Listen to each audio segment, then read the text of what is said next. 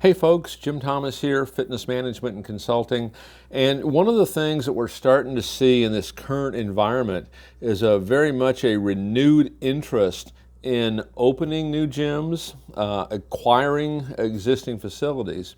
And what I want to talk about a little bit here today are some of the mistakes that can be made when buying a gym. And these are things that we see frequently, because if you buy this thing wrong, you can rest assured that you're going to have some problems, as you start to navigate through this. And so the first thing I want to suggest, the mistakes that we want to avoid here is do your due diligence on this.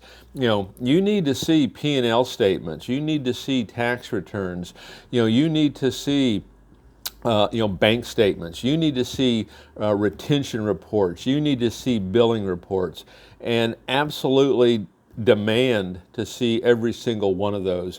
Too many of these deals are made based on, oh, well, yeah, here's what we're doing. Well, we don't have a P&L. Well, we don't have this.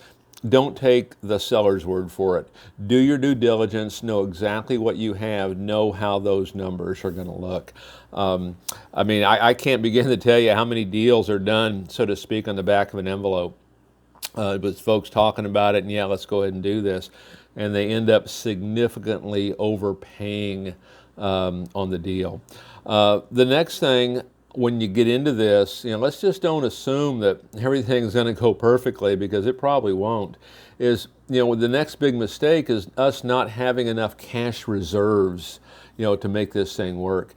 And one of the things that we've always historically suggested for folks is whatever that operating cost is, on that business, is have at least 1 month of reserves, sitting there ready. And of course, as a result of recent events, we've kind of found that maybe you need 2 or 3 or 4 months, reserves. So make sure you have enough reserves, sitting there to make sure that you can cover, cost and things of that nature. Now, the next one is along the same lines. Is one of the big mistakes is we start to assume that the cash flow is going to cover all the expenses. And, let's don't look at this like, hey, if it works at 100%, this is a good deal. Why don't we scale that back and say, hey, if this thing works at 80% of what we project, now how does it look? Let's don't make that mistake of being too optimistic. Sometimes there's a balance here when we look at these things. Yes, as an entrepreneur, someone opening up a new facility, we are positive, we are optimistic.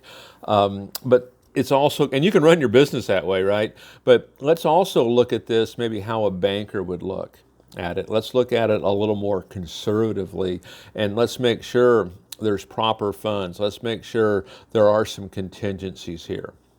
The next thing's a big one that we hear a lot from folks is they'll start to essentially pay for potential. Well, Jim, I think it can do this, and it can do this, and it can do this. And I'd say, well, hey, absolutely, that's terrific, but you're not paying for that. When you're buying this facility, either one of two things. Either you're buying assets or you're buying cash flow. Don't go out there and buy the potential of it. The potential of it can certainly make it a worthwhile opportunity. Certainly the potential of it can justify the risk of doing it. Certainly the potential can make you want to do it, but don't pay for that potential. And then the last thing I would suggest for you, and another big mistake that we see a lot of folks make, is don't go it alone.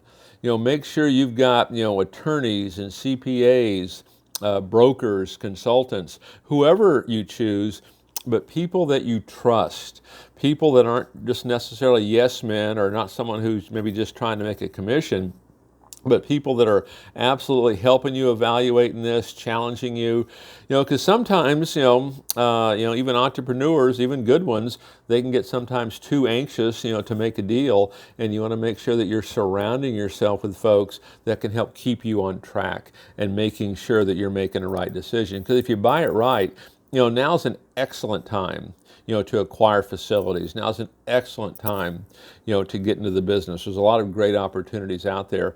But let's make sure we do our due diligence. We're surrounding ourselves, with the right folks. we have plenty of cash reserves, and that we are really setting the stage for long-term future success. My name is Jim Thomas. Appreciate you watching today. If you enjoy the content that's presented, hit the subscribe button below, and we'll look forward to seeing you real soon.